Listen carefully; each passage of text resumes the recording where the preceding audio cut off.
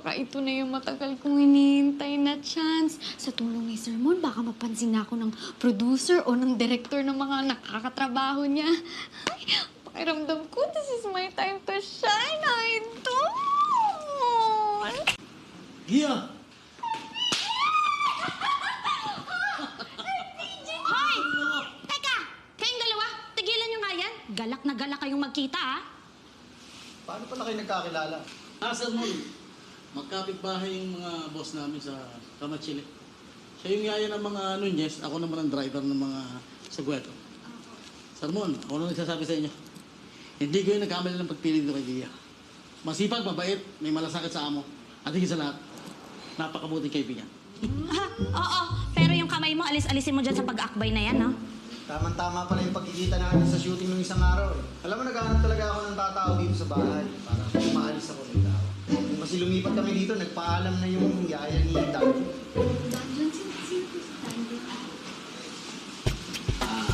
Danjon, meet Gia, your new yaya. Ay, Yes, where?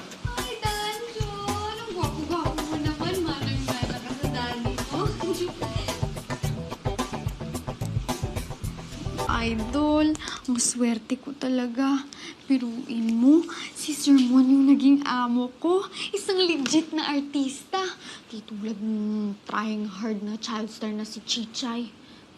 Baka ito na yung matagal kong hinihintay na chance. Sa tulong ni Sir Mon, baka mapansin na ako ng producer o ng director ng mga nakakatrabaho niya.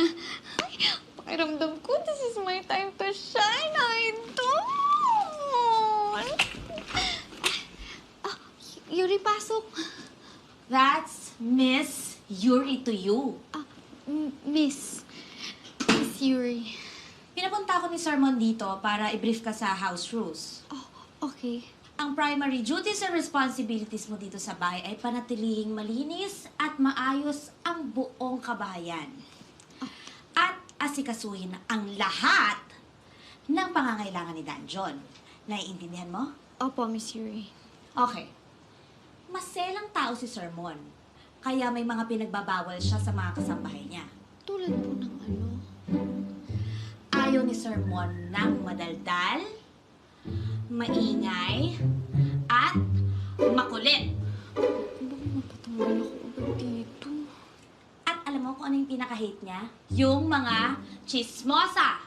Yung inaalam at pinakikialaman ng buhay ng may buhay. Tapos, ichichismis pa kung anong nangyayari sa labas at loob ng pamamahay niya. Lalo na siya, celebrity.